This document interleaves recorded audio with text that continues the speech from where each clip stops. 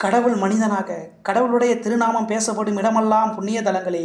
இவ்வாறு இருக்க அவர் திருநாமத்தை கூறியவர்கள் எவ்வளவு புண்ணிய வடிவாய் இருக்க வேண்டும், தெய்வீக உண்மையை புலப்படுத்தும் அவரிடம் நாம் எவ்வளவு பக்தியுடன் இருக்க வேண்டும். ஆனால் உலகத்தில் ஆன்மீக உண்மையை அளிக்கும் மகான்கள் மிகவும் குறைவானவர்களே. அவர்கள் இல்லாமல் உலகம் ஒருமிக்க வாழவும் இயலாது. மானிட வாழ்க்கையின் அழகுமிக்க மலர்கள் அவர்கள். தமக்கென்று நோக்கம் எதுவும் இல்லாத கருணா சமுத்திரம் அவர்கள். குருவை நான் அன்று அறி என்று கிருஷ்ண பகவான் பாகவதத்தில் பகருகிறார். இத்தகையோர் எந்த கணம் பாகவத்தில் பகருகிறார் என்று நாம் அறிந்ததில்லை. இத்தகையோர் எந்த கணம் முதலில்லாமல் பேசுகிறார்களோ அப்பொழுது உலகம் பயங்கரமான நரகமாகி அதன் அழிவை நோக்கி துரிதமாக செல்லத் தொடங்கிறது.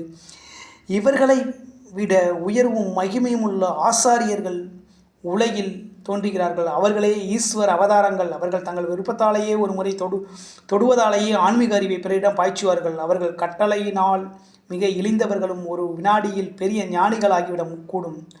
அவர்கள் ஆசாரியர்களுக்கும் ஆசாரியர்கள். கடவுள் மனித உருவத்தில் தம்மை தெரிவித்துக் கொள்ளும் பெரிய அவதாரங்களே அவர்கள்.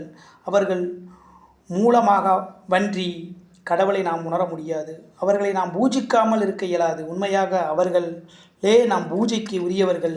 இந்த மானிட உருவத்தில் அளிக்கப்படும் தோற்றங்களினின்று இறைவனை வேறு விதத்தில் எவரும் காண இயலாது. வேறு வழியில் நாம் அவரை காண முயலும் போது அவரே வெறுக்கத்தக்க ஒரு போலியை உருவாக்கி அவர் என்று நம்புகிறோம். இதை விளக்கும் ஒரு கதை உண்டு. ஒருவனை சிவபெருமான் உருவத்தை செய்ய சொன்னார்கள். அவன் நெடுநாள் முயன்று ஒரு குரங்கு உருவத்தை படைத்தானாம். ஆகவே கடவுளை அவனது பரிபூர்ண நிலையிலிருந்து பார்க்க முயலும் போதெல்லாம் நமக்கு தோல்வியே உண்டாகிறது. நாம் மனிதராய் இருக்க மட்டும் மனித நிலையை விட்டு வேறாக நாம் அவரை கருத இயலாது. நாம் மானிட நிலையை தாண்டி மேலேறுவோமானால் அவர் உள்ளபடி நாம் உணரக்கூடும். ஆனால் நாம் மனிதராய் இருக்கும் மட்டும் அவரை மனிதரில் வைத்து மனிதராகவே பூஜிக்க வேண்டும். இது எதை வேண்டுமானாலும் பேசலாம், எப்படி வேண்டுமானாலும் முயலாம். ஆனால் கடவுளை மனிதராக அல்லாமல் வேறு எந்த வகையிலும் உன்னால் நினைக்க முடியாது. இதை தவிர வேறு வழியே இல்லை என்பதை நான் சொல்லுகிறேன்.